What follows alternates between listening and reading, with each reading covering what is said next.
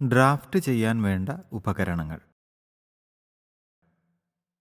നമുക്ക് കാര്യക്ഷമമായി പ്രവർത്തിക്കാൻ ശരിയായ ഉപകരണങ്ങളും സാധനങ്ങളും ആവശ്യമാണ്.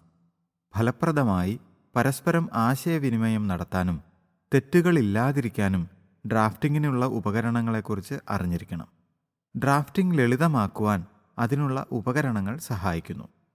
ഈ ക്ലാസ് കഴിയുമ്പോൾ നിങ്ങൾക്ക് പലതരത്തിലുള്ള ഡ്രാഫ്റ്റിംഗ് ഉപകരണങ്ങളെ തിരിച്ചറിയാനും അവയുടെ ഉപയോഗം എന്താണെന്നും മനസ്സിലാകും.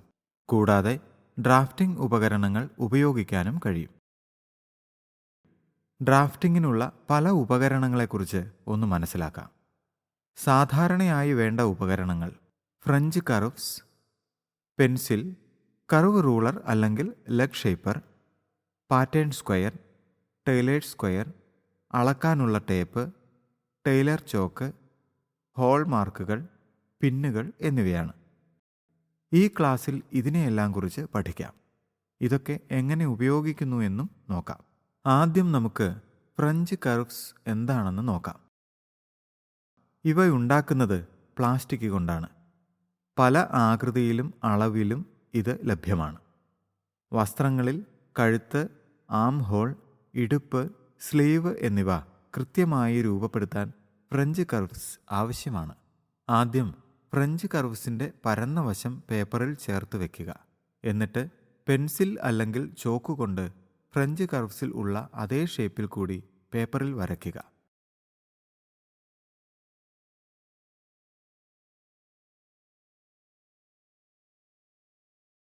മെക്കാനിക്കൽ പെൻസിലും ഷാർപ്പനറും തുന്നൽ പാറ്റേൺ ജോലിക്ക് വളരെ പ്രയോജനപ്പെടും.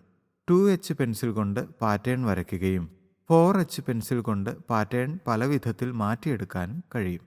ഈ വീഡിയോയിൽ പെൻസിൽ എങ്ങനെയാണ് ശരിക്കും പിടിക്കുന്നത് എന്ന് കാണാം. തള്ളവിരലിനും ചൂണ്ടുവിരലിനും ഇടയ്ക്ക് പെൻസിൽ പിടിച്ചിട്ട് നടുവിരൽ കൊണ്ട് ബലം കൊടുക്കാം. കർവ് റൂളർ പ്രധാനമായും പാൻസ് തുന്നുമ്പോൾ കാലുകളുടെ അകത്തെ വശം ശരിയായ ഷേപ്പിൽ വരച്ചെടുക്കാനാണ് ഉപയോഗിക്കുന്നത്. ആദ്യം കർവ് റൂളറിൻ്റെ പരന്ന വശം പേപ്പറിൽ ചേർത്ത് വയ്ക്കുക.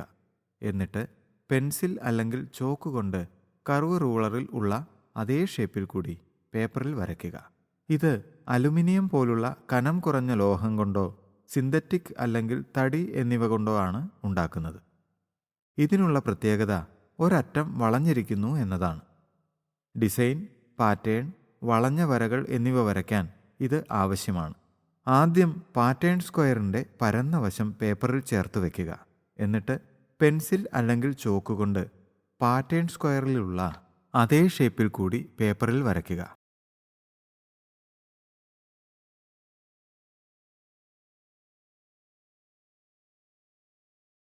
ഇത് എൽ സ്ക്വയർ എന്നും അറിയപ്പെടുന്നു.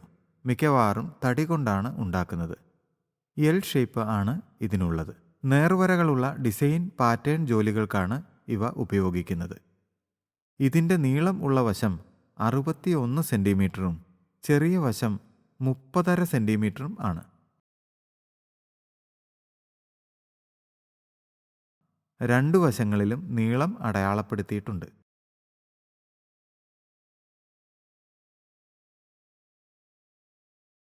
ആദ്യം ടൈലേർഡ് സ്ക്വയറിൻ്റെ പരന്ന വശം പേപ്പറിൽ ചേർത്ത് വയ്ക്കുക.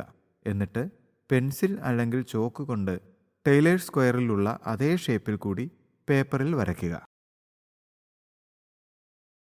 അളക്കാനുള്ള tape, tailor chalk, hole marker, പിന്നുകൾ എന്നിവയും ഡ്രാഫ്റ്റിങ്ങിന് വേണം. ഇവയ്ക്ക് വസ്ത്രങ്ങൾ തുന്നുന്നതിൽ പല ഉപയോഗവും ഉണ്ട്. ഇവയെപ്പറ്റി നാം ഇതിനു മുൻപേ പഠിച്ച കാര്യം ഓർക്കുമല്ലോ. ഇതോടെ ഈ ക്ലാസ് കഴിഞ്ഞു. പോകുന്നതിന് മുൻപേ ഈ ക്ലാസ്സിൽ എന്തെല്ലാം പഠിച്ചു എന്ന് നോക്കാം. വസ്ത്രങ്ങളിൽ കഴുത്ത്, ആം ഹോൾ, ഇടുപ്പ്, സ്ലീവ് എന്നിവ കൃത്യമായി രൂപപ്പെടുത്താൻ ഫ്രഞ്ച് കർവ്സ് ആവശ്യമാണ്.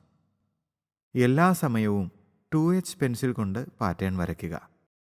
കർവ് റൂളർ അഥവാ ലെഗ് ഷേപ്പർ പ്രധാനമായും പാൻസ് തുന്നുമ്പോൾ കാലുകളുടെ അകത്തെ വശം ശരിയായ ഷേപ്പിൽ വരച്ചെടുക്കാനാണ് ഉപയോഗിക്കുന്നത്. പാറ്റേൺ സ്ക്വയർ, ഡിസൈൻ, പാറ്റേൺ എന്നിവയിൽ വളഞ്ഞ വരകൾ വരയ്ക്കാൻ ഉപയോഗിക്കുന്നു.